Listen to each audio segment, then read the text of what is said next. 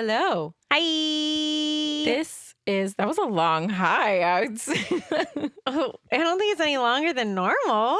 I think that was the same length I always say it. This is Melissa. And this is Kat. I think attacked. We haven't even started Hi. yet. It was not that long, actually. It felt really long. Yours, Hey, yours was so short. I don't know why you're coming for my life today. Oh, I like your necklace. Thank you. Where are your other ones? So, You okay. switching it up? No. There's that tangled. It was really bad. I had to take all 3 of them off because they were so tangled, and it took me. I want to say an hour. I've noticed you've been fussing with them the past couple days, but I didn't say. I just couldn't get them finally undone. took them all off. So I took them all off. But yeah, I got this one. It's for Crescent City, which is by Sarah J. Maas. It's cute. Thanks. I want to put my Tragical one back on, but I had to untangle them all, and then I couldn't get it back on with my nails. So yeah, I was actually offended that you weren't wearing the necklace I bought you. So. I'm gonna put it back on. But yeah, they announced the 3rd book in this series for this necklace I'm wearing today. So it's already been announced, but they showed the cover of it today. Oh, and it's been my whole morning. What's the premise of the book? Give me a synopsis. This one's really difficult. So it's by the same author of the books that you're currently reading. Oh God, I hate it already. And it's still like Sarah J. fae. Maas. Yes, it's still like fae and like magic and like all that. This one has mermaids in it, so very exciting. Without giving like too much away, this one is more modern than her other series. Like there's guns and shit in this one, and like the characters are more like college, like frat. Like they're actually it's actually frat so good. Fairies with guns. Yeah, I think I'm literally. good. And my like all-time favorite character. I don't know if you've like heard the TikTok sound or heard me like saying the TikTok sound. Rune Dannon, that one. No. From Friends to the Valvaran Fae. Hawk posted all the time on TikTok too. Anyway, he's like my all-time favorite like book boyfriend. I'm obsessed with him. He's my favorite. I want to get the top of your book boyfriend list. Yes. Oh I want to get his name tattooed on my ass. Dead serious. Okay, well you lost me there, and you need medical attention because something's wrong with you. It's funny. To who? To me. Oh, okay. To me. Well, as long as you know it's only funny to you, I say go for it. But yeah, this one, the books are extensive. They're very, very extensive. But they started to connect to her other books. So this 3rd one, they're like all connected. Do you want to tell everybody the good news? Oh, that I quit my job? Hell yeah. Yeah. I put in my immediate resignation last week. Yeah. After having a 3-day mental breakdown, I just couldn't do it anymore. Anyways, we're really good at having jobs. Kat and I would say we're pretty solid at working places and staying there and doing jobs. Normally I am. This was just not. Oh, I'm not. This was every job I've ever had has been 3 or more years. I've had 3 or more jobs a year. Perfect. Is that the same? Yeah. I Proud of you. Was declining mentally very rapidly. It was actually really bad. So. I think Kat should start streaming. We both started streaming for a while, and then we ended up it was around the time that we decided that we were going to move, and then we sold all our furniture and stuff. So we both never were streaming. And then now we live at our parents' house, and there's not really a place to stream. But So we have jerry-rigged Kat's room. Yeah. So Kat is going to start streaming. So follow her on Twitch. It's _Kat. Yeah. So she never has to get a real job ever again. Please. Thank you so much. Her mental health cannot handle it. Yeah. Watch me stream. I play video games. We can talk books. We can even talk about Disney stuff, obviously. Of course. It's, my thing. So yeah, join me. I'm hoping to start streaming this week, at some point. So yeah, she's probably already streamed by the time this episode comes out. Hopefully. Yeah. That's the plan. Go follow her. Twitch.tv/_Kat. It's on if you follow me on Instagram, it's also in my link tree. So you can just find me from there too. I'll my bio. I'll link it below too. Here. Perfect. Okay, Make it great. easy. Yeah. Yeah. Follow me on Twitch. Woo. Okay. Thanks. Bye. Thanks. Bye. That's the end of this episode. Okay. That's the whole thing.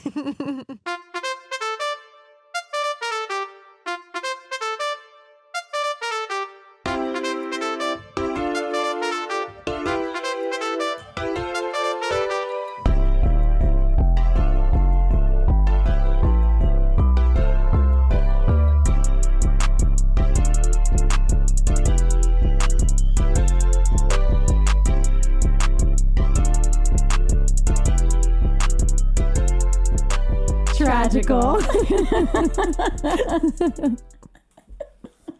So this time, we're here to tell you why Who Framed Roger Rabbit is tragical. No question mark at the end. It is a question. Oh, but it's a statement. Like the title is a statement, even though it's a question. Well, I think I read something that it's like bad luck to put an exclamation in. For like punctuation? But it's a question, though. Like any punctuation? Yeah, and I think that's probably why Panic at the Disco that was just failed Brendan so Urie. rapidly. No, just Brendan Urie being an asshole. Damn, I guess I never Who Framed Roger Rabbit? It's a question. That, but it's a statement.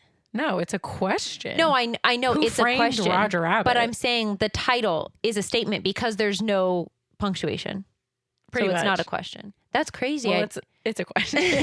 No, I know. You can say it again, but I don't get what you're saying.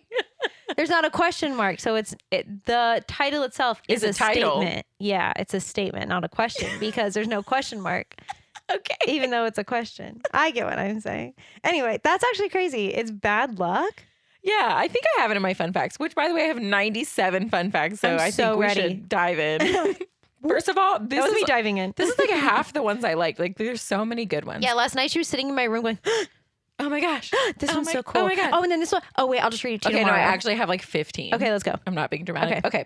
So since the movie was being made by Disney's Touchstone Pictures, Warner Brothers would only allow the use of their biggest cartoon stars, Bugs Bunny and Daffy Duck, if they got as much screen time as Mickey Mouse and Donald Duck. And for that reason, that's why they're like dueling. They are in pairs, such as the piano battle between Daffy and Donald and the parachute scene between Mickey and Bugs. Wait, that's actually so funny. I guess I didn't think about that. Yeah, this also continues at the end with Porky Pig and Tinkerbell. Wow, cute. I like that. Warner Brothers said, yeah, if our bitches ain't getting airtime with Mickey, they're not getting airtime. They're not getting it. Damn. All right, pop off. So with an estimated production budget of $70 million, this was the most expensive film produced in the 1980s and had the longest on-screen credits for a film. Yeah, because they have 3 studios involved. Yeah, and just to give you like a today's, estimation, Barbie's budget was $145 million. And the budget for this movie in 1988 was $70 million. Damn. Okay, so when Eddie takes Roger Rabbit into the back room at the bar where Dolores works to cut apart the handcuffs, that was such a long explanation. Yeah. But this is a really cool fun fact. The lamp from the ceiling is bumped and swinging. Lots of extra work was needed to make the shadow match between the actual room shots and the animation. Today, bump the lamp is a term still used by many Disney employees to refer to going that extra mile on an effect to make it a little bit more special, even though most audience members wouldn't even notice it. Yeah, like the shadow like on Roger Rabbit from the light. From the light swinging. They like didn't have to do that. They could have just not bumped the lamp. And then there wouldn't be a shadow swinging and they wouldn't have to worry about it in the animation phase. He runs into it so many times too.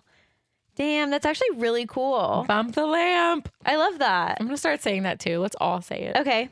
Everybody of context. Go bump the lamp right now. It actually sounds really bad. It just means like going the extra mile. Yeah, like, no, I get even what it though means. maybe nobody would even notice, like you're going that extra mile. Love that. I love this one. Tim Curry auditioned for the role of Judge Doom. Robert Zemeckis, Steven Spielberg, Jeffrey Katzenberg, and Michael Eisner found his performance too terrifying. Oh no, Tim. They said Tim is scary. Damn. He was too scary. I love him so much though. I want too. Tim Curry to get every role. I know, right? He deserves everything. Damn. Imagine.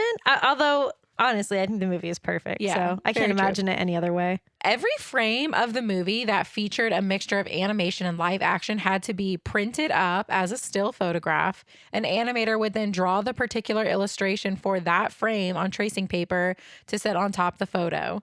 The outline drawing then had to be hand colored. Once that was done, the drawing had to be composited back into the original frame using an optical printer. I know. Damn, that's crazy. Like, this ain't CGI, bestie. No. It's so insane. That is crazy. This is just like an example of one of the issues they had with that. So the gag of the pelican falling off his bicycle came about by accident. Originally, the pelican would have just ridden straight through the frame of the camera, but the effects technicians were unable to keep the bike upright. So the filmmakers decided to let the bicycle fall and animate the pelican losing his balance. That is so funny. So Because they probably just like pushed like a real bicycle just by itself. And then because it wouldn't stay up long enough, they animated him falling off. So instead of like scrapping the scene, they were like, no, let's go for it. The pelican's falling off the bike. That is so funny. And I know, and like I can see that whole scene in my head. Damn, that's crazy. That so crazy? That is wild. This one kind of piggybacks off of The Incredibles. Ooh. So the movie's line, "I'm not bad, I'm just drawn that way," was voted as number 83 of the 100 greatest movie lines by Premiere in 2007. There has to be more Disney movies on that list. How have we never heard of this list before now? I think it's probably a list that comes out. I don't know, because this is a Premiere list from 2007. So I'm sure there's probably like 900 of these lists. But it's just so crazy that like only the last 2 movies that we've done have we seen that being mentioned. I'm not bad. I'm just drawn that way. But that's so accurate. We love Jessica. We do. Okay. Although the film's title is a question, no question mark appears in the title because it is considered bad luck in the industry. That's all the explanation I have. That's actually like so wild. Like, I wonder if it's like a question or if it's any punctuation. I don't know. We'll never know. This one's my favorite fun fact. It's about boobs. To give Jessica's ample bosom and unusual bounce, her supervising animator, Russell Hall, reversed the natural up-down movements of her breasts as she walks. So they bounce up when a real woman's breasts would bounce down and vice versa. Pop off, queen. Isn't that so funny? At one point, I literally looked at Melissa and I said, you can tell a man drew this. Just by the way her boobs move. Isn't that so great, though? Like, yeah. I love like that. when your boobs bounce down, hers bounce up. You are not Jessica Rabbit, and you never will be. Never will be. Yeah, my hips don't look like that. That's for sure. This one is insane. 326 animators worked full-time on this film. In total, there was 82,080 frames of animation were drawn, including storyboards and concept art. Animation director Richard Williams estimated that well over 1 million drawings were done for the movie. That's crazy. The bitches were busting out these drawings. Yeah. Damn, that's actually wild. 2023 could never. I know. Everyone's so lazy now. So late. This is such an undertaking. Okay, here's this one's really long, but I'm ready. Buckling up. During production, one of the biggest challenges faced by the makers of the film was how to get the cartoon characters to realistically interact with real on-set props. This was ultimately accomplished in 2 different ways. Certain props, such as Baby Herman's cigar or the plates Roger smashes over his head, were moved on set via motion control machines hooked up to an operator who would move the objects in exactly the desired manner. Then, in post-production, the character was simply drawn over the machine. The other way of doing it was using puppeteers. This is most clearly seen in the scene in the Ink and Paint Club. The glasses held by the octopus bartender were in fact being controlled by puppeteers from above, while the trays carried by the penguin waiters were on sticks being controlled from below. The wires and sticks were simply removed in post-production and the characters added in. I was literally looking at one point, I think the one where it's like the most obvious is when they're in Eddie's apartment and he has Roger under the water and one of the weasels has a gun up to Eddie, but it's a real gun, but obviously the weasel isn't. And I was literally sitting here staring at it, trying to figure out how they did it. How did they do that? Yeah. That one was probably a puppet. He's like actively holding it. Like his fingers are wrapped around it and it's moving with his hand. And I was literally sitting there like, what the fuck? That was probably just somebody like laying on the ground with their arm up, like a puppeteer. Right. Crazy. I literally was looking at that and I'm like, how did they do that? That's actually so cool. And that they figured out multiple ways to do it to make it work. It's so insane. It is really crazy. Oh my God. This movie is so iconic. Speaking of the weasels, initially there were to be 7 weasels: greasy, sleazy, wheezy, smartass, psycho, stupid, and slimy. Tag yourself. I'm all of them. Is it supposed to be like the 7 dwarves? To parody the 7 dwarves. I saw that coming. Greasy, sleazy, wheezy, smart ass, psycho, stupid, and slimy. I think I'm psycho and wheezy. Remember? I'm a little combo. Bro, I'm fucking wheezy for sure. Shit, I'm sleazy. Shit, I'm greasy too. I am greasy, sleazy, I don't wheezy, shower smart ever. ass, psycho. I'm not stupid or slimy. Those two. Yeah, things. I'm not stupid or slimy. I'm not sleazy either. I'm like whatever the opposite of sleazy is. Dormant.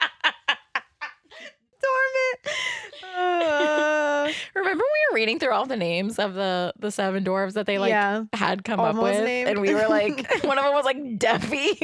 Remember? That's so bad. Pour one out for Deafy. Oh, speaking of Snow White, did you see that the new one that they're doing, the live action? I didn't even know they were doing a live action. I think they're changing the title of it. It's not Snow White and the 7 Dwarfs. I think it's like Snow White and the Magical Creatures or something like that. Because dwarfs is inappropriate. It's not PC. Yeah. Deafy the Dwarf. Yeah, imagine if that was in there and then they were like, that one's not in it at all. He's out. That's so bad. They were so insane. That was my favorite fun fact That's we've ever said on this That's show. actually so bad. They literally were gonna have a dwarf. He wasn't even on the cutting room floor during the first meeting. Like he almost made it like into the movie. The film. Fucking insane. Deafy. Absolutely bonkers. Damn. This is my last one. I swear to God. I'm ready. So famous characters such as Popeye, Bluto, Olive Oil, Superman, Little Lulu, never heard of you, girl, and Little Lulu. Casper, the friendly ghost. I've heard of all of those except Right. I don't know who Little Lulu is. As well as Pat Sullivan's Felix the Cat and MGM's Tom and Jerry were all scripted to appear in a scene revolving around Marvin Acme's funeral. Spoiler alert. But the rights to the characters could not be obtained in time. Although a photo of Felix the Cat shaking R.K. Maroon's hand is seen in Maroon's office when he hires Eddie Valiant. Felix the Cat is also on top of the like, it looks like a bridge tunnel that they drive to go into Toontown. Oh. I said it when we were watching. I said that's Felix the Cat. It's just like his likeness. It's not like actually him. It's like a stone. Well, yeah, it's like on the stone. It's like carved into it, but you know, like the happy, sad, like drama faces. It's like that, but it's Felix the Cat. Oh, interesting. Yeah. I said it when we were watching. I was like, oh, that's Felix. But yeah, I I wonder guess if they got sued for that. I want to see who the fuck Little Lulu is. I'm literally Googling it. Little Lulu. Do you recognize her? Yeah. I don't see her. I've like seen her from like Sunday cartoons and I stuff. don't know that bitch. But I couldn't tell you. One of her things is called Little Lulu Working Girl. Oh God. What is she like working a sewing, getting her fingers chopped off in the sewing factory? I don't know. A working girl's usually a sex worker. That's why I'm like, hello. Oh, that's not where my mind went. Oh, she's vacuuming snow. Is that a job? That sounds relaxing. This is a different one. I don't know if it's the same. Anyway, I don't care about Little Lulu. I've seen her. Couldn't tell you anything about her though. She's little and her name's Lulu. Lulu, correct. That's all you need to know. Yeah. And we get all of our fun facts from the Internet Movie Database. Bad days if you nasty. Yeah.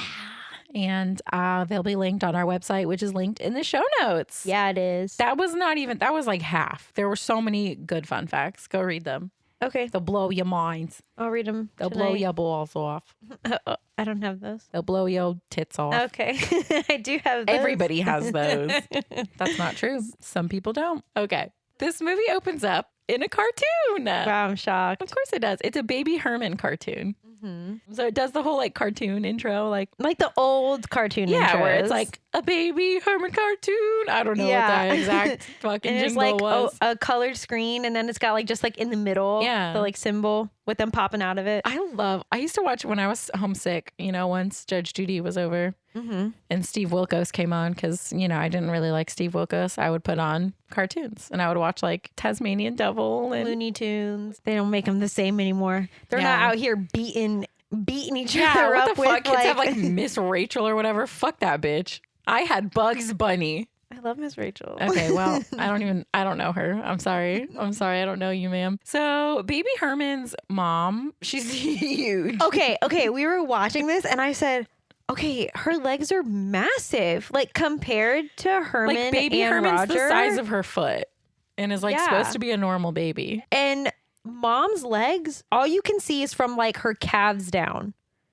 And they're crazy. Freaking huge. Yeah. She's going to go, Baby Herman's mom, going to go to the beauty parlor and she leaves Roger Rabbit in charge of the baby. And Roger Rabbit is a hyperactive rabbit in red overalls and a bow tie. Here's my question.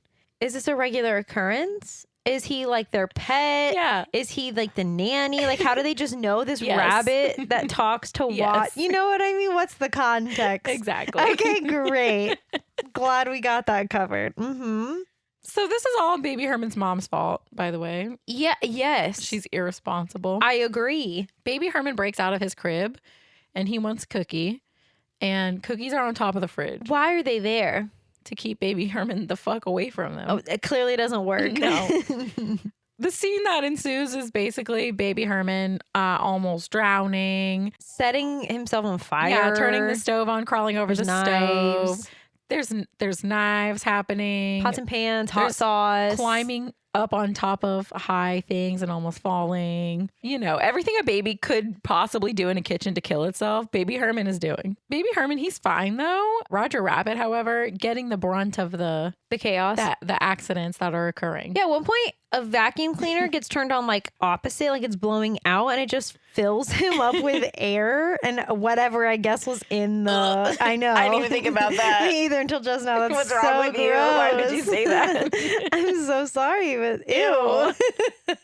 I'd simply rather die. Give me the knives back. Yeah. Set me on fire. Yeah, for real. Put me in the oven. Yeah. In the oven at one point? It's yeah. bad. Roger Rabbit does his own stunts though, so good for him. We stan a stunt king. He's like Keanu Reeves in Speed. He does his own stunts. Yep, exactly like that. Anyway, finally, Baby Herman, he gets on top of the fridge and gets the cookies just in time for Roger Rabbit to be blasted under the refrigerator, probably from the vacuum aforementioned. Yeah. Mm-hmm. When Baby Herman falls off the fridge, Roger catches him ever so gently. When they open the refrigerator door, Roger's got birds all around his head. And then a man yells, "Cut!" And we pan out to a set. The director is big mad at Roger Rabbit because he was supposed to have stars around his head, not birds. Get it together. So the whole scene was perfect. Except for he was supposed to have stars around his head, except for break. Can you all give Roger a break? Also, his performance was gorgeous. I don't think that's that big of a deal. No, like I don't think that changed the scene.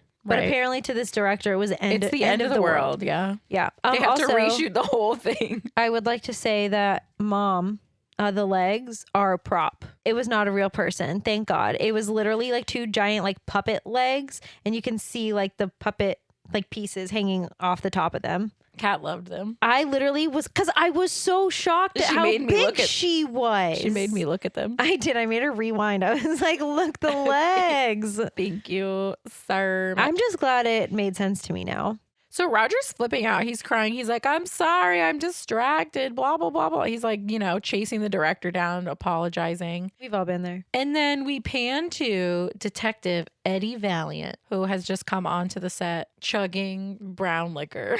Listen, I have been, pretty deep in alcoholism. I'm pretty good now, but I have never chugged brown liquor. Just carried around a literal bottle of whiskey. What could that have been?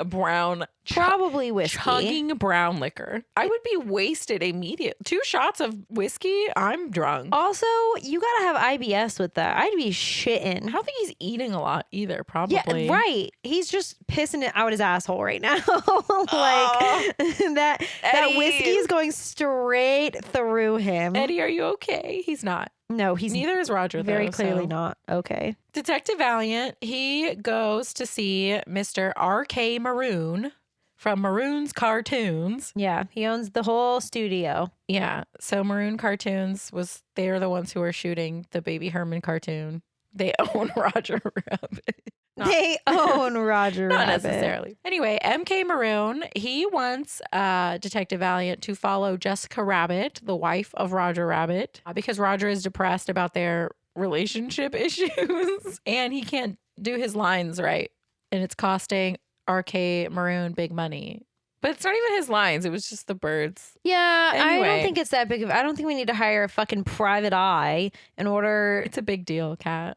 For some birds? He can do stars. He's just depressed. Oh my God. Me too, bestie. So Valiant says that he doesn't work Toontown because he doesn't work Toon cases. He hates tunes. Yeah, he hates tunes. Mr. Maroon, what is it? MK, RK, DK? Just Maroon. CK? Okay, Maroon.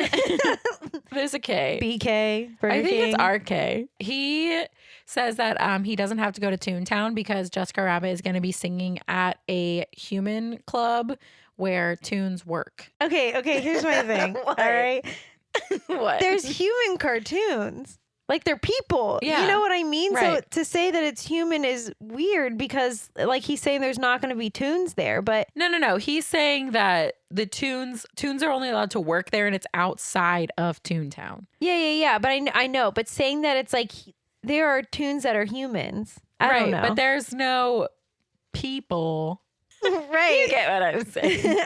I just think the verbiage The only is weird. tunes that are going to be there work there. And it's not inside of Toontown. Yeah, it's he doesn't want to go in Toontown. Yeah, he doesn't want to go into Toontown. Also, the volleying of puns this whole movie. Yeah, it's pretty good. Especially this part with Maroon and Valiant going back and forth. It's just one-liner after one-liner, and they're so good. Valiant doesn't really want to do it, but he really needs the money. He's in debt and he's chugging that brown liquor that he's chugging. Jesus. So he takes the job because the pay is good. He's going to get $100. Imagine doing a job for just $100 that takes you like days. I do that every day. Okay, but you make like $100 like in a day. No, he just has to go out and spy on Jessica Rabbit for $100. That's not bad. What does that take? Maybe 3 hours? Yes. You got to walk there. You got to spy on the bitch. You got to go back. Spy on the bitch. You got to go back and tell the guy I Damn. spied on her and this is what happened. I would do that for $100. Also, but he has to. That's like good money, actually. Back in Film that time. was expensive then, and it's his own film. I guess whatever. You're. I think it's fine. I'm thinking way too hard. $100 now, like back then though. Now is like $700. Yeah, that is very true. He is making good money. I guess so. Okay. Anyway, he's standing at the window. Eddie Valiant is, and Dumbo scares the fucking shit out of him. Scares the piss out of me. Yeah, I just think it's funny that like Dumbo is in this movie. Like, what the fuck? Maroon says that they borrowed Dumbo from Disney. So like this movie is so meta because like it's a Disney movie, but it's not taking place at Disney, even though there's Disney characters in it. Yeah, like Maroon is cartoon, the studio, and he's like a fake Warner Brothers kind of. Yes. So he owns these cartoons, but then obviously works with other cartoons. And he has Dumbo on loan from Disney. And then he throws peanuts at Dumbo and says, it's great because he works for peanuts. And it's like another pun because Dumbo like peanuts. also loves brown liquor. No, I'm just kidding. I'm leaving. It's the end of this podcast. Goodbye. No, Dumbo was drinking like champagne or something. Wasn't it champagne? Yeah, it was, I think. I think Dumbo and Eddie Valiant would have a great night. They'd be with best their friends. Peanuts and champagne and brown liquor. What a party. Ew, peanuts and champagne. Okay, as Eddie Valiant is leaving the back lot, it's just so fun. There's just characters all walking around. This is the scene where the stork is riding the bike and then he falls. There's the Fantasia character. So it's the hippos, the alligators, and the ostriches. It's so good.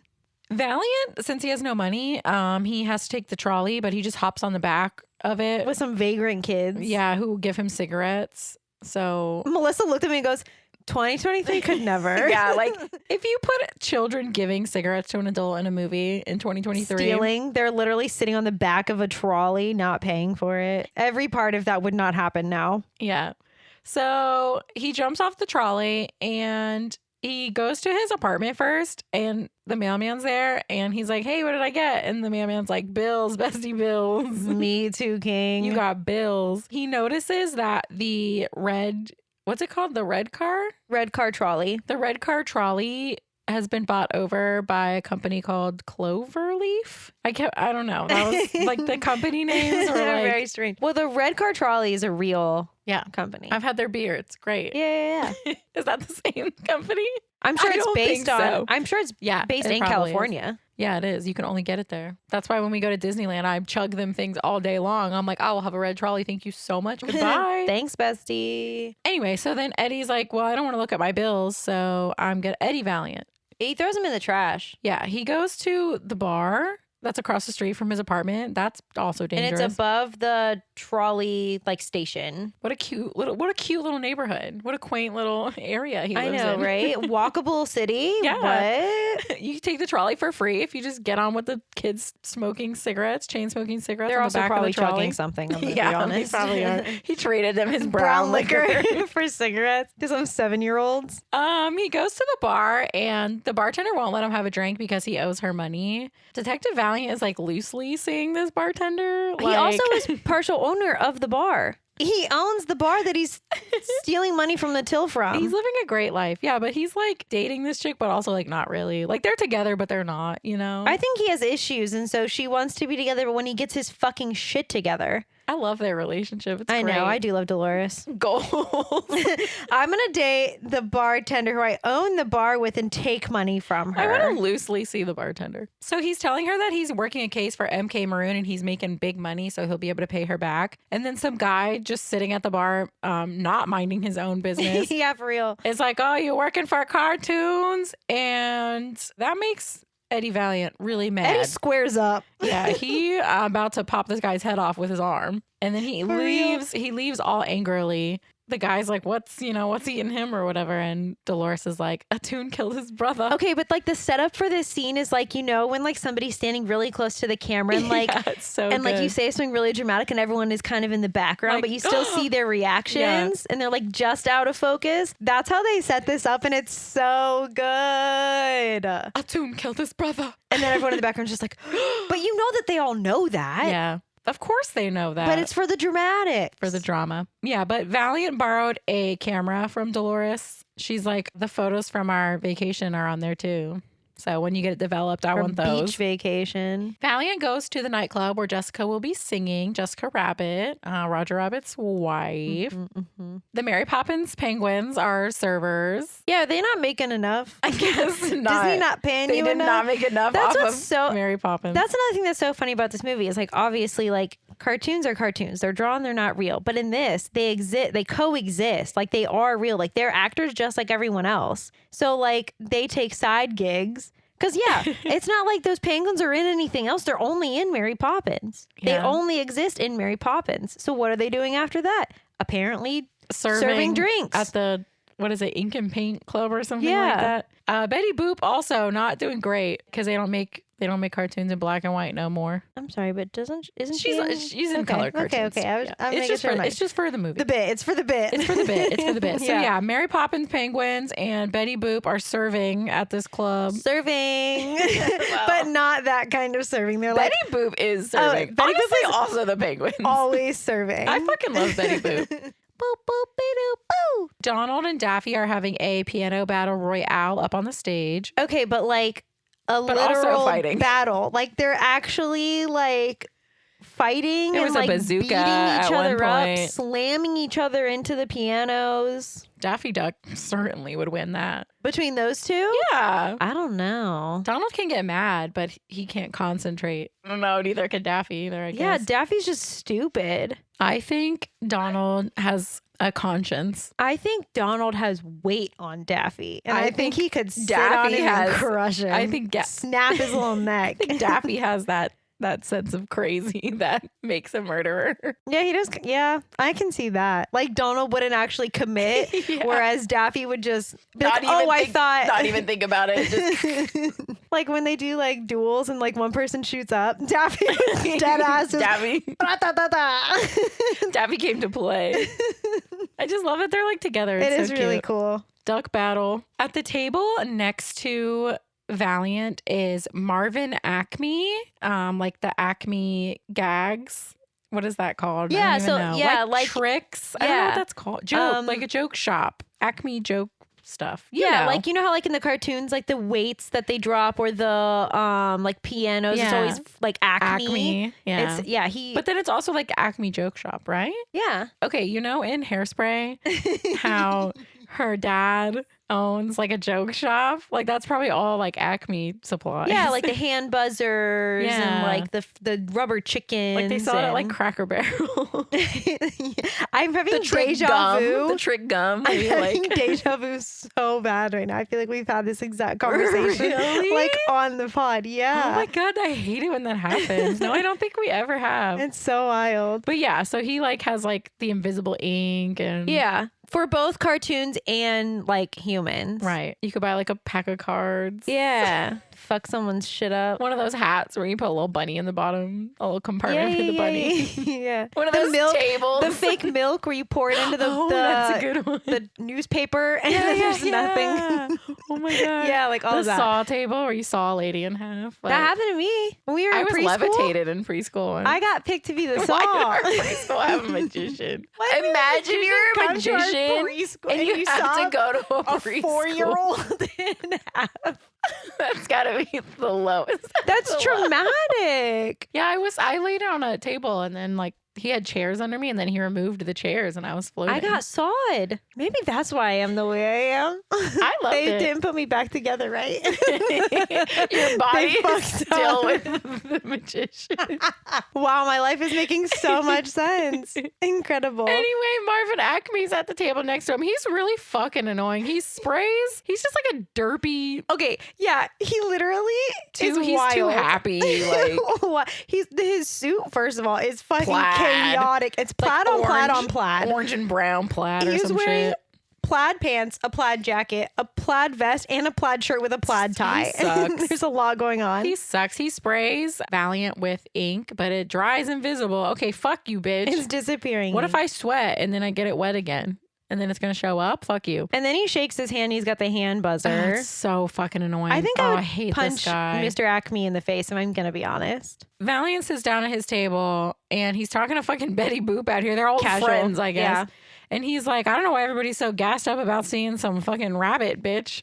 Because he doesn't realize Jessica Rabbit is not a rabbit. Yeah. Yet. Like, because who else would marry a rabbit? If you think about it, it's a little weird. It's a little weird. Jessica Rabbit's the original furry. Jessica comes out on stage. Not a rabbit. Not a rabbit. She's drawn like the sexiest bitch you've ever seen. She looks like a porn star. She Good for her. Like, like Marilyn Monroe, but with like long red hair.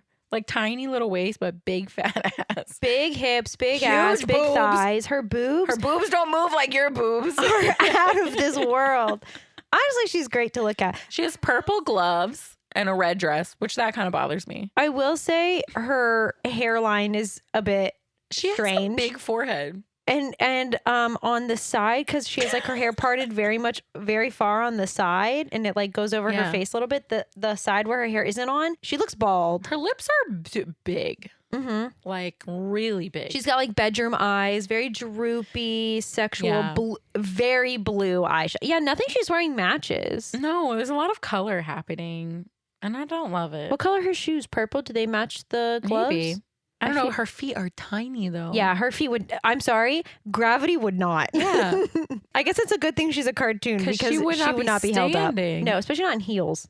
Anyway, we love Jessica Rabbit. I do love her. I think she's great. This part's kind of weird though, 'cause she's walking around the bar and like sitting on people's laps and like grabbing people's ties, and like all the guys, they're human men, real life people, not cartoons. They're all like drooling over her. She's a cartoon, so that's strange. I mean, to be fair, that real people do that now over cartoons. Seek help. You can't tell me there's cartoons that you don't think are hot. There's cartoons where I like the character, but I'm not like I want to fuck that cartoon. But here's what I'm saying. You say that because like you know I they're love fake. Hercules. I'm like, oh, I love a buff ginger king, but I'm not like I want to fuck Hercules. Right, because he's fake. But if he was actually real standing in front of you, that would be horrifying. I would cry. I'm saying is, who do you feel that way about?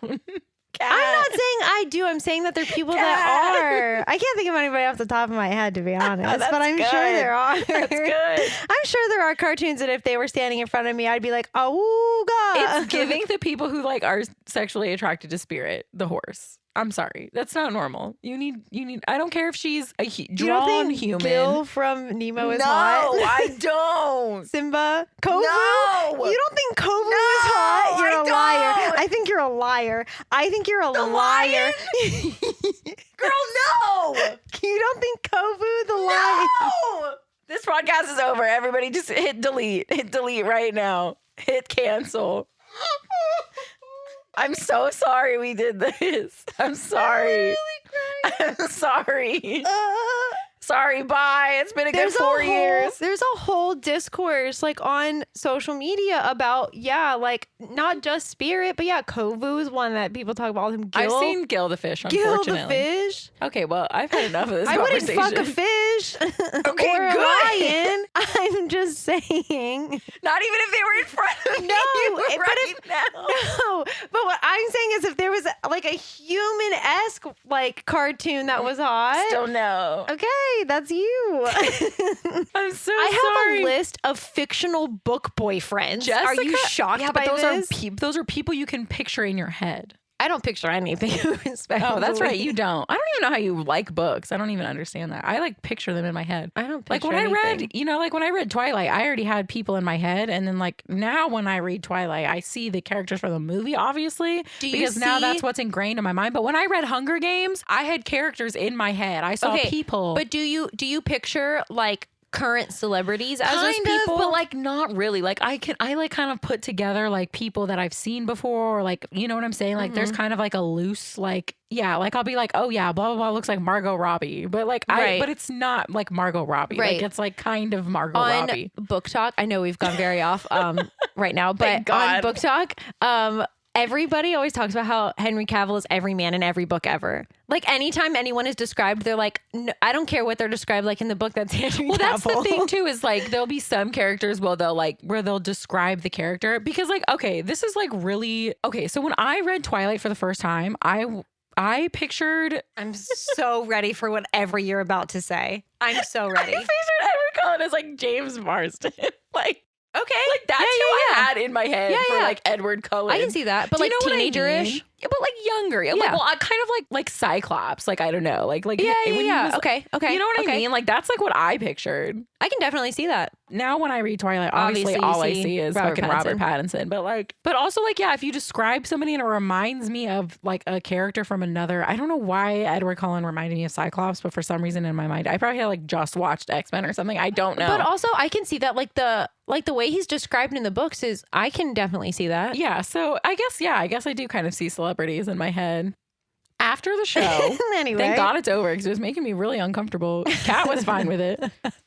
Marvin Acme goes to give flowers to Jessica Rabbit backstage, and she lets him in her dressing room. And Valiant is listening at the door, and then a giant gorilla bouncer comes and is like, "Are you spying on Jessica Rabbit?" And that's he's like, scary. He's like, "Yeah, no, you already know gorillas are my one. Get the fuck away from me." Yeah, gorillas. I'm terrified. Yeah, terrified of you. Yeah, I'm gonna admit that giant 7-foot, probably 600-pound gorilla. It's not for me. You don't want to fuck that? No. Okay. I don't even want to be in the same room as that. That's actually a nightmare.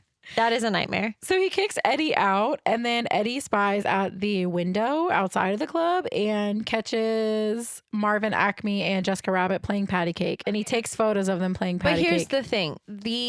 You don't see them you just playing hear it. Patty cake. No, you hear Jessica Rabbit moaning and saying, "Oh, Mr. Acme, oh, Marvin," very sexually. Shit. And all you hear is like,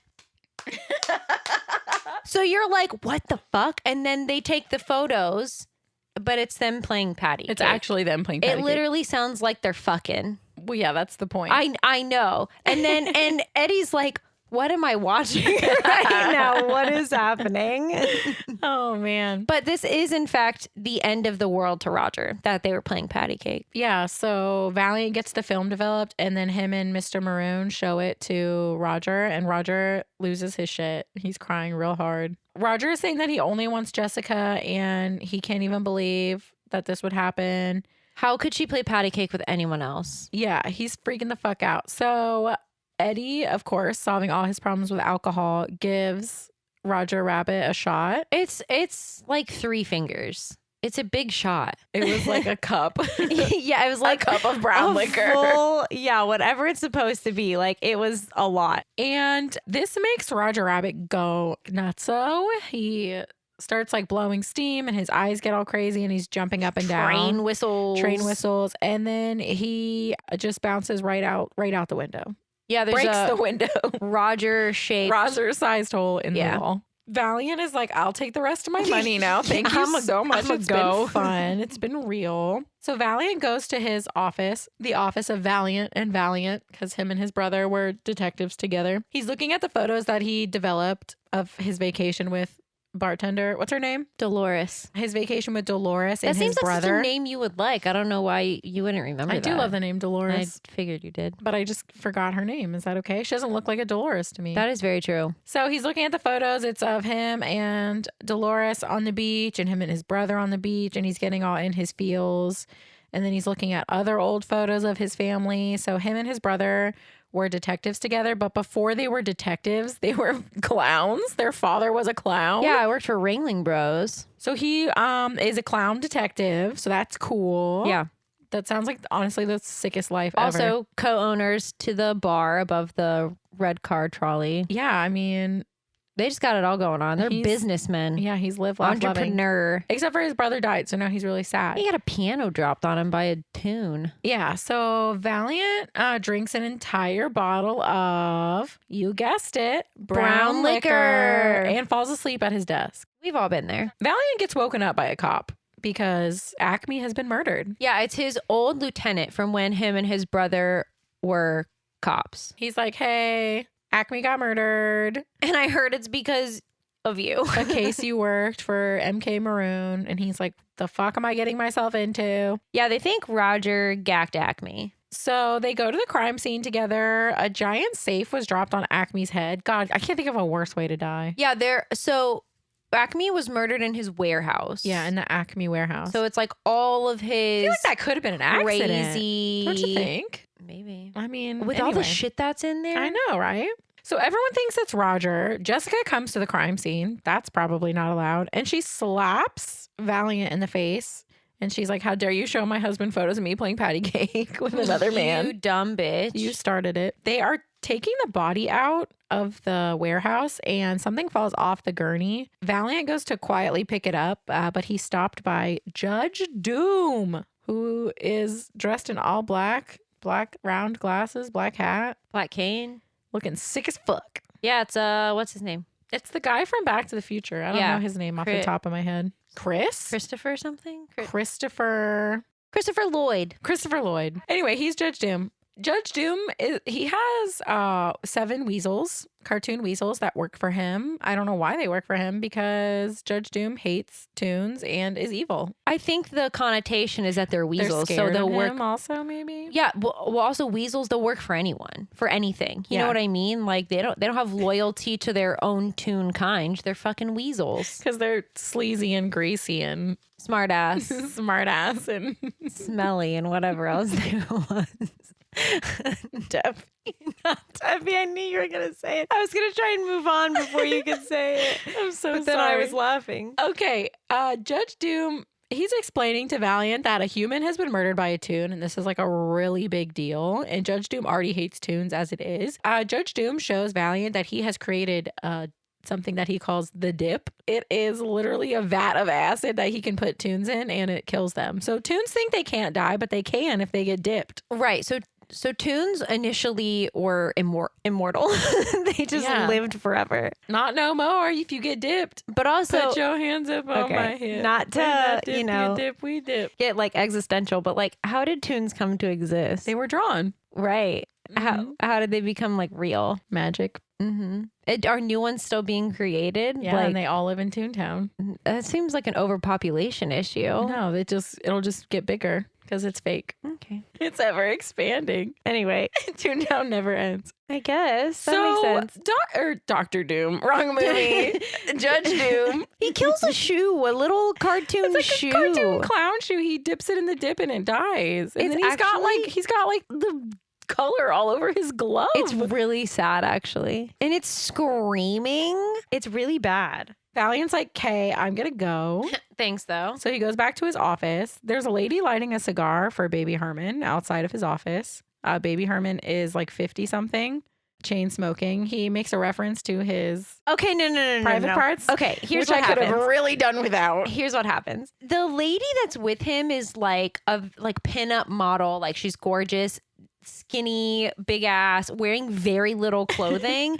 And he literally says, "I am a 50-year-old man with a 3-month-old PP." He says dinky. Dinky, whatever. It's really, I hated it. He says that he has the lust of a 50-year-old. That's what he says. It's kind of TMI. And the dinky of a 3-year-old. It's TMI from Baby Herman. Anyway, Baby Herman wants to talk to Valiant. He says that Acme definitely had a will. And the newspapers are reporting that he didn't have a will. So Toontown is up for grabs, basically. Yeah, because in the will Acme left all of Toontown to the Toons. Yeah, because Toontown is like right off of the Acme factory. It's like next door to the Acme factory. Yeah. But it's like its own little town. But Acme like has the rights to it. And he didn't have a will, which is bullshit. That's basically what Baby Herman came to report. So Valiant goes into his office and he's looking at the patty cake photos again. Freak. No, I'm just kidding. But he does Can we use those later? Yeah, right. He does see that Mr. Acme did in fact have his last will and testament in his pocket in these photos. Yeah, it's like sticking out of his little like plaid pocket, and it literally says the last Marvin will and Acme last will and testament, like, just so fully stupid. sticking out of his pocket. But Valiant decides he doesn't want to do anything with this information because he hates Toons. So he pulls down his Murphy bed and he's going to go to sleep. But Roger Rabbit is in his Murphy bed. Valiant is pissed. He's like choking Roger Rabbit out. He's like, "I'm innocent. I didn't do it. I was writing a love letter to my Jessica. I didn't murder anybody." Also, Roger's on the run from the law because everyone thinks that he murdered Acme.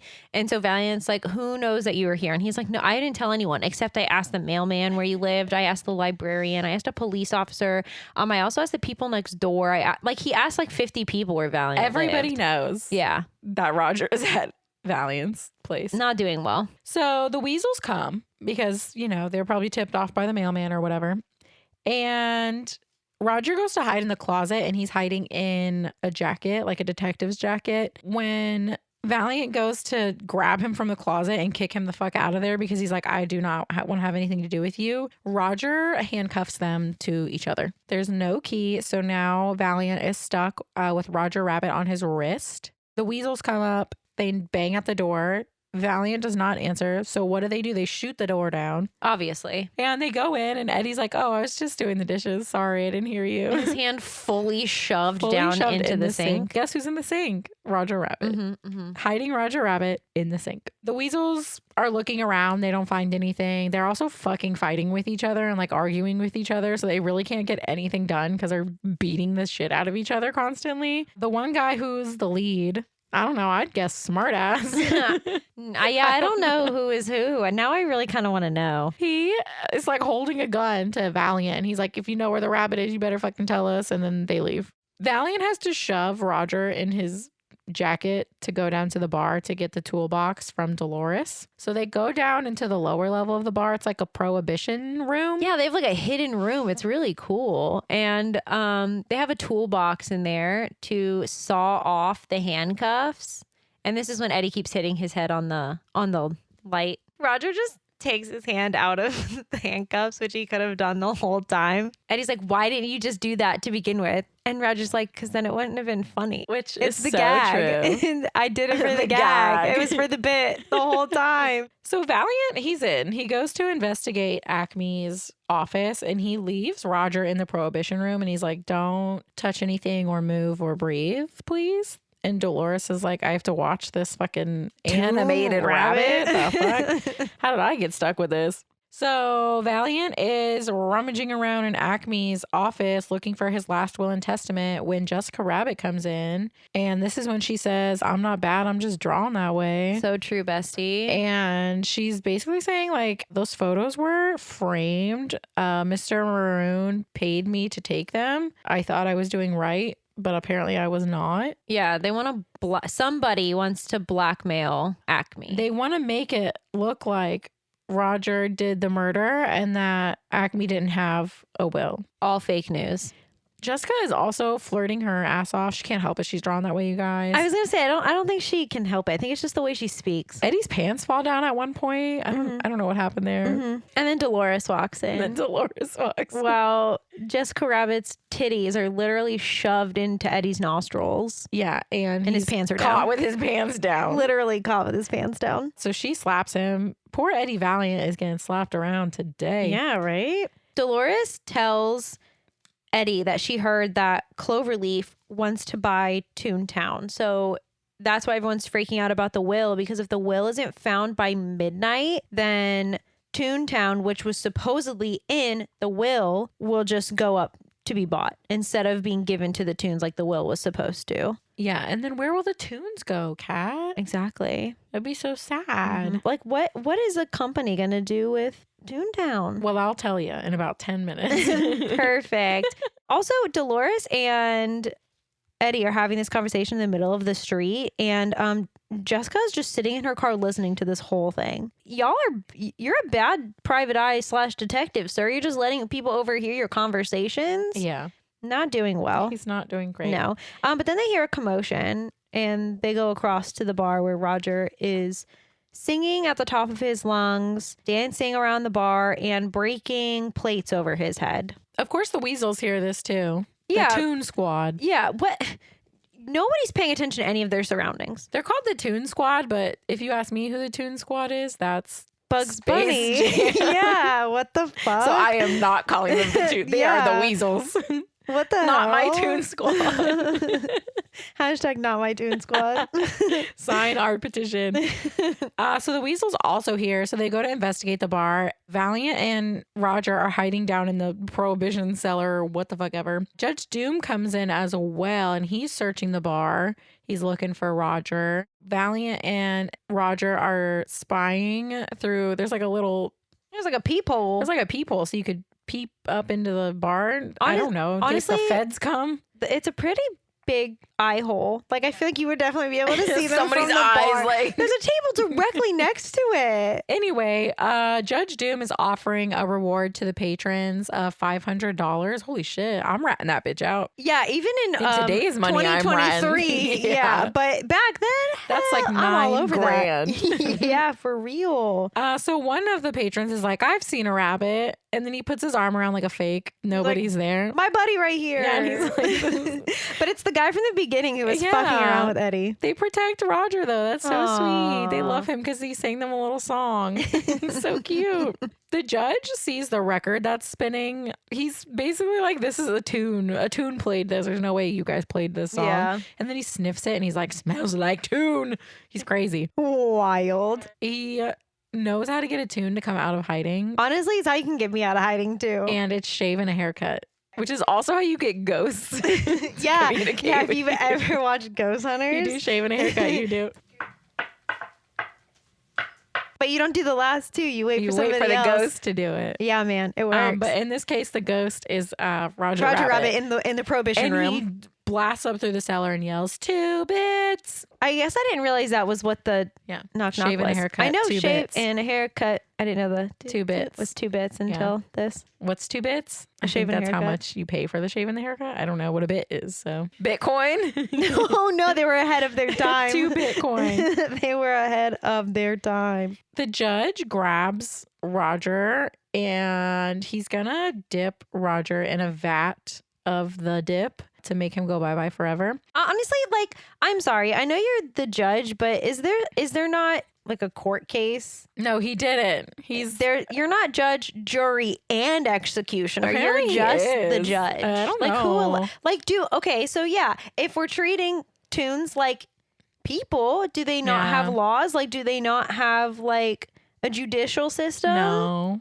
We just kill him? Yeah. Okay. You saw him kill that shoe earlier? I don't. And that one didn't even do anything. It was just existing. Exactly. That should be illegal. It should be. Toons deserve rights. Toon Rights. Toon Rights.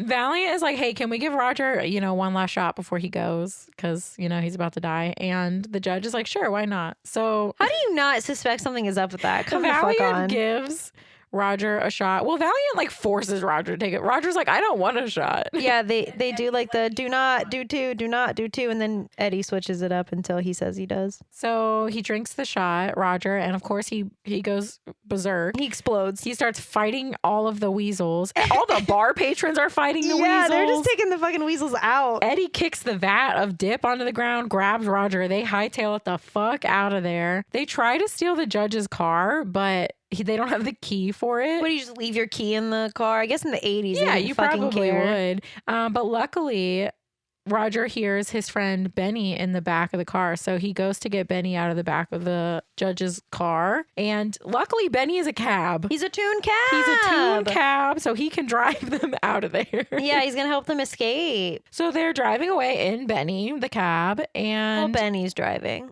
Yeah, right. Benny can drive himself. Love that. He is autonomous. Elon Musk.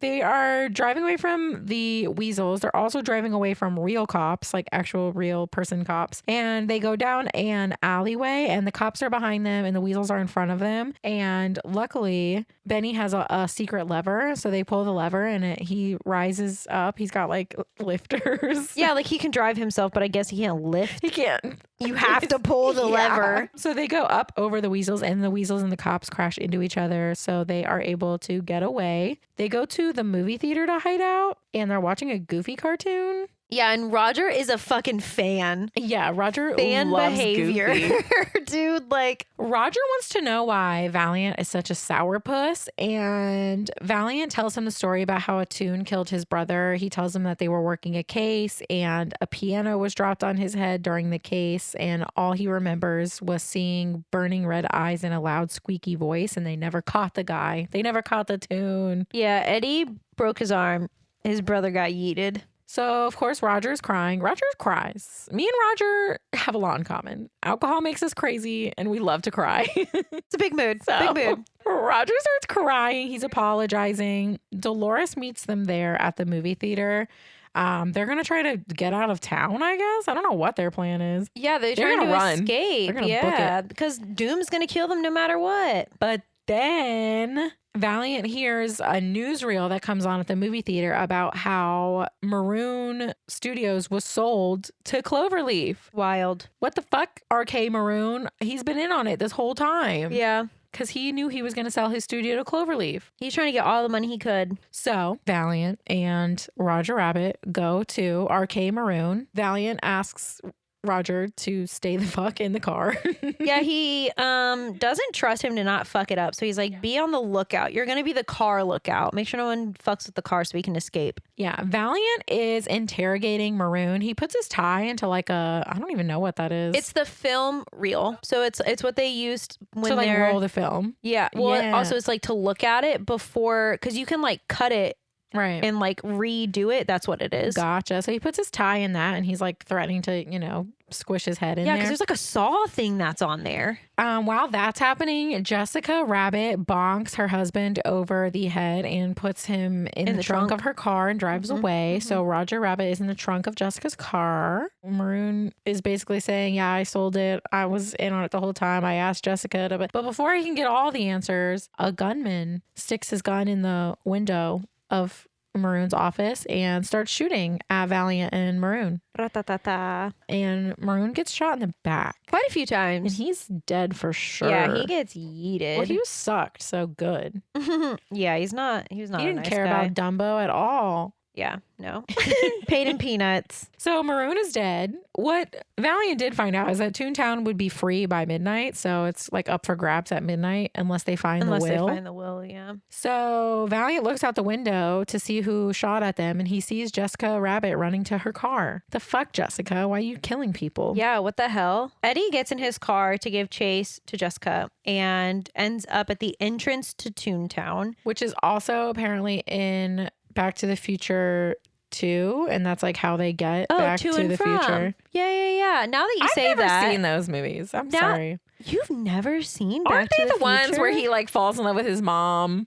Yeah, right. He kisses I'm not his mom. okay. Well, I'm not watching that. That's fair. I'm okay. You guys can like Back to the Future, That's and you fair know he and like skateboards or whatever. He's got cool shoes. Okay, well he also kisses his mom, Yeah. so he's a freak. Okay. He didn't know it was his mom. I don't care. Anyway. It's weird. So he goes to go into Toontown, but before he does, he pulls out a gun that was gifted to him by Yosemite Sam with talking bullets. They're like these, honestly, they're pretty cute. They're like these little old men, like old Western men, and they're ready to fuck shit up, to be honest. They're ready to go. So Eddie shoots one of the bullets up into the air to go over to Toontown first. I don't know why he does that. That didn't make sense to me. But then he drives into the tunnel and goes into Toontown. I think I would have a breakdown in Toontown. I would be very overstimulated. There's a lot happening. There's a lot going on. There's like, they say the road is singing to him, and there's all the characters there, and they're all singing and dancing. All the trees, the clouds, the sun, everything is singing and dancing. It's overstimulating to me. He immediately crashes his car. Yeah, he's very distracted driver. That's what I'm saying. There's a lot going on. And Mr. Toad drives by. He sure does. I made Melissa rewind because I was like, did you see Mr. Toad? And she was like, no. He probably caused the accident. No, respectfully, honestly, he probably did. So Eddie goes to find Jessica. Toontown really fucks him up.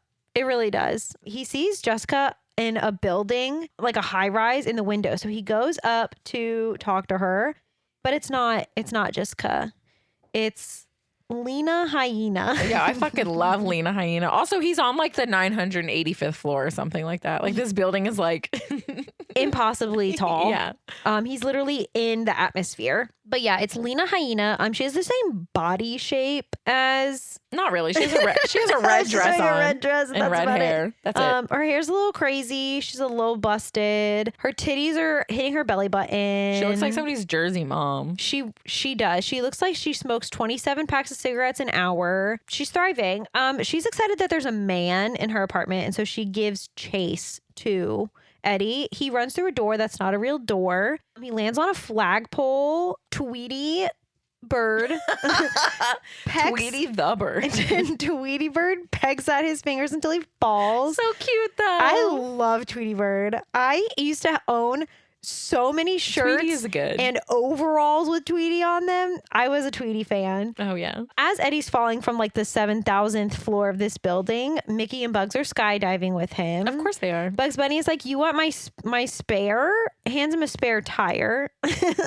Not helpful at all. And then Mickey says, poor fella. And then Bugs says, ain't I a stinker? Mickey says, you could get killed.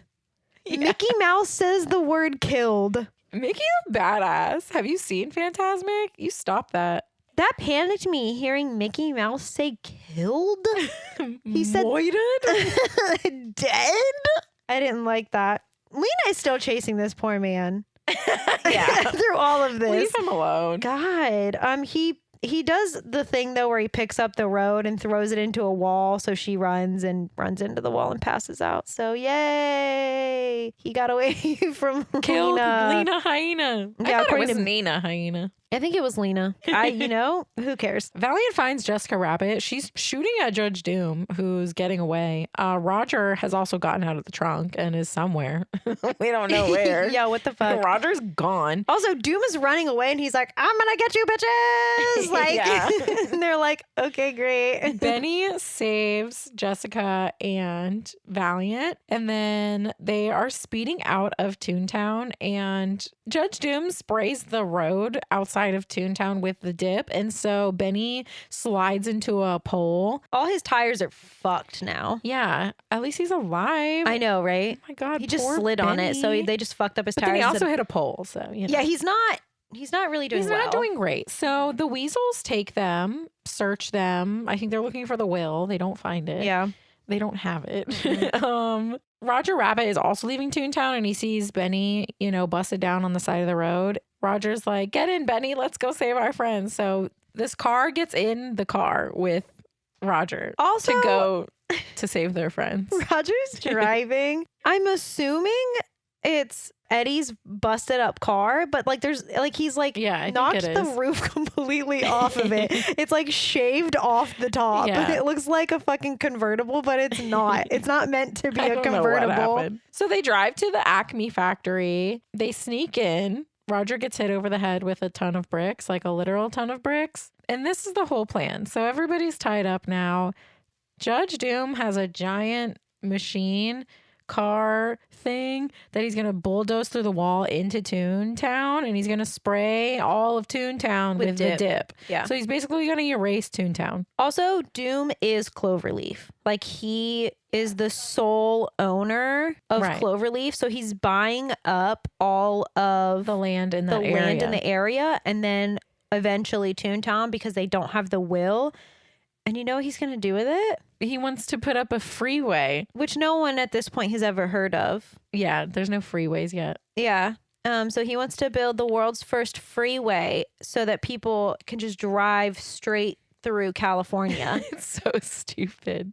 It is, but this whole movie is stupid, so it makes sense. But he needs Toontown's in the way, so he's got to get Toontown. He also bought Red Car so he could dismantle the trolley company so that people would have to take the freeway. Yeah, because why would you take a freeway when you can pay 50 cents to go from one side of California to the other on the Red Car trolley? Exactly. So Judge Doom hooks Jessica Rabbit and Roger Rabbit up to a crane. They're hanging from a crane. A giant hook, yeah. Yeah, and he is going to spray them with the dip nozzle from the dip machine. I don't know what to call that. The Dipmobile. The Dipmobile. It's literally something out of Batman, early Batman. Yeah, no, for real.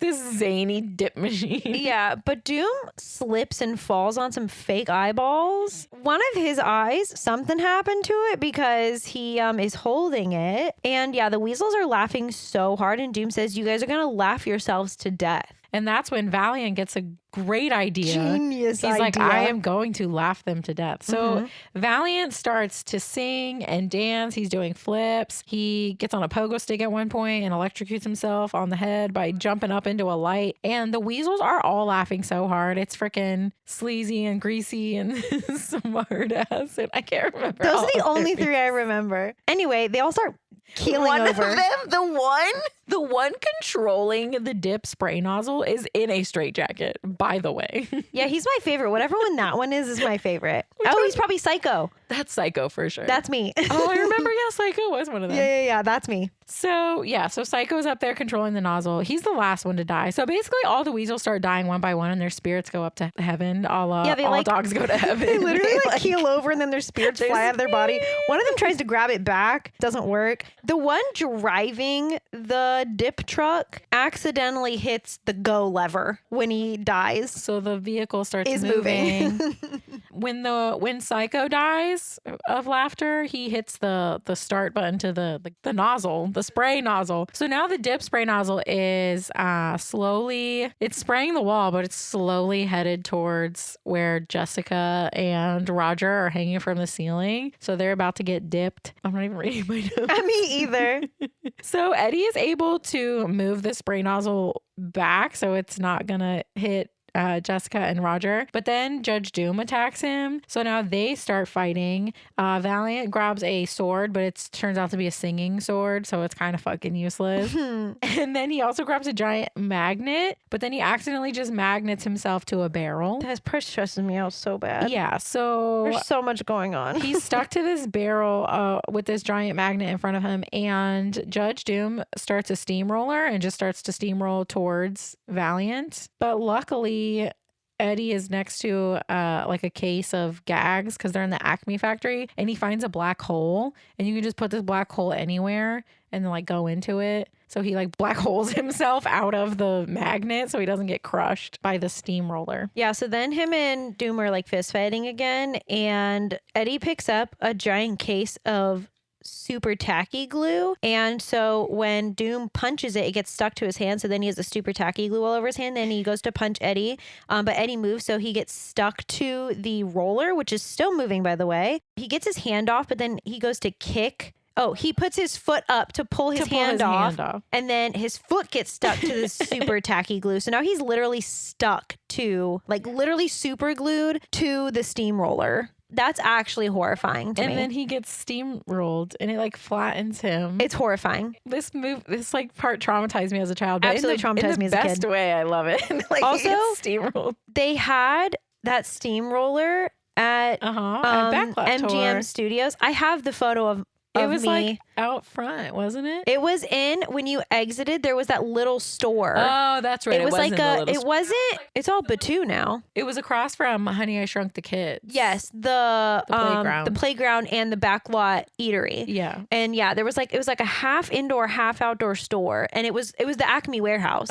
It was like so the whole cool. store was the Acme warehouse, and yeah, they had the steamroller. I have the photo. It was so cool. It's one of my favorite pictures as Obsessed. a kid. Now it's just Batu, boring, lame, stupid. No, I love Batu, but I wish we could have both. So when the judge gets steamrolled, he doesn't die because it turns out he's a Toon. Not only is he a Toon, he's the squeaky voice Toon with the red eyes that killed Eddie's brother. Dun, dun, dun. So now he's a scary cartoon judge guy, and he has a saw for a hand. He's just got like his eyes popping out. They're like Toon eyes that are really scary. Yeah, there's definitely a Toon like in a human body. Yeah, he's wearing like human skin. He killed it's like somebody, latex. probably. I hate it. No, it's like latex. So Eddie gets the punch gun, and he punch guns the judge in front of the dip spray, and he gets dip sprayed and he melts. The dip spray is literally about to almost hit Roger and Jessica again. Poor Jessica is like she literally at one point says, I'm about to pass out. She's like, I'm gonna pass out. She's like, we're gonna die. Oh my god. I mean, Roger's also freaking out, but Jessica was like, she's really been through losing it. She really has. They finally, I think it just runs out. I think it runs out of dip. I don't even know if anybody turned it off, to be honest it runs out like right before it hits them. And then they can't get lowered down because there's dip all over the floor. So Eddie turns on the like sprinkler system and washes the dip away so that it's not all on the floor anymore. Also, the dip truck is still rolling towards them. And it rolls out the door. Yeah. No, it rolls out the wall. It rolls straight out the wall. Yeah. It's like a big, like tank. So it just rolls straight through the fucking wall into Toontown. Valiant finally gets Jessica and Roger down. They, share a hug and a kiss. And I'm sorry. Yeah, the lieutenant, Dolores, and Benny all show up, and they just see the gooey mess in latex that was Doom. That's gross. And they're all kind of like, who was it? Because they don't know. Yeah, they don't know who the Toon was. Could have been crazy. Anybody. Yeah, it could have been anyone. The ink from... It was Mickey Mouse. No, he was there. Oh, yeah, that's right. The ink that Acme sprayed on Eddie's shirt at the very beginning of the movie shows back up because it's disappearing, reappearing ink, not just disappearing ink. And Eddie is like, wow, that's so crazy. Hey, Roger, you remember that love letter you wrote to your wife on that blank piece of paper you found in Maroon's office? Why don't you read it to her now? And it's the will. Yeah, it was in disappearing ink. Disappearing, reappearing ink? It reappeared. He wrote his love letter. And the Toontown over the will belongs to the Toons, and it's right before midnight. Not that it matters now because Cloverleaf is dead. So Roger had the will the whole movie. Yay. And the end. That's pretty much it. The Toons get Toontown. Jessica and Roger are going to live happily ever after. Valiant kisses Roger on the mouth because Roger kissed Valiant on the mouth earlier for saving his life. Mm-hmm. So, that's cute. I don't think he hates Toons anymore. Nah. He got his retribution. He fucked up the guy. He dipped the guy that killed his brother. Yeah. Porky Pig says, that's all, folks. That's all, folks. That was terrible. You're welcome. It's more of like an Eddie. You gotta do one of those.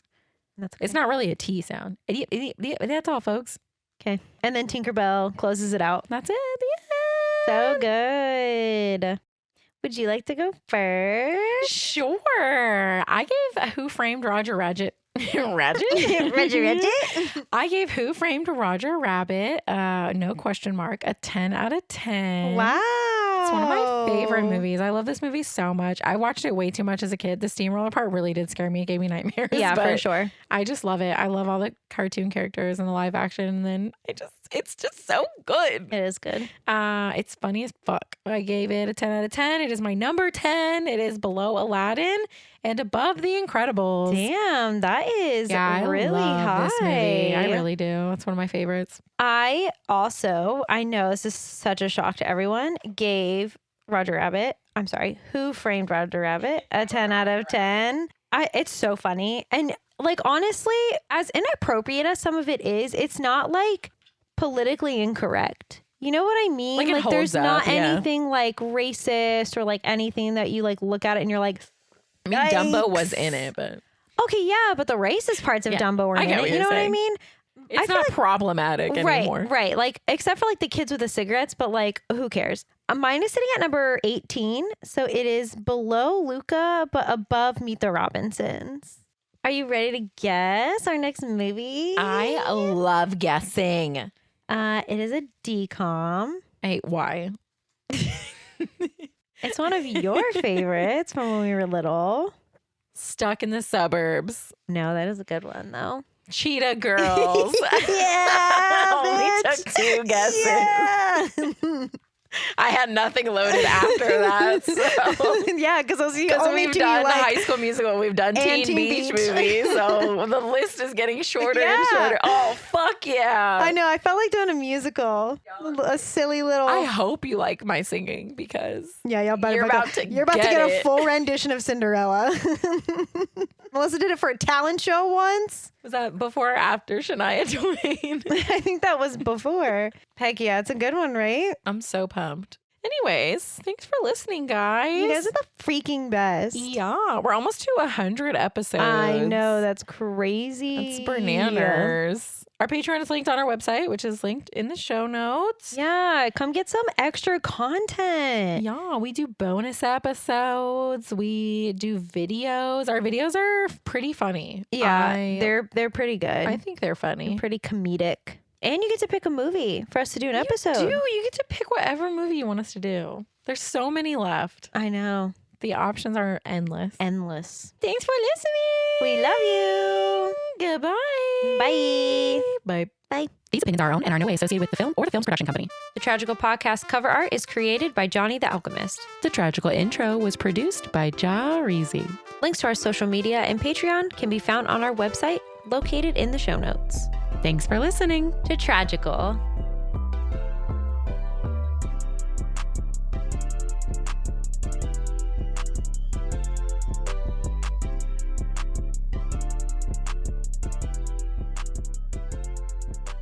Tragical.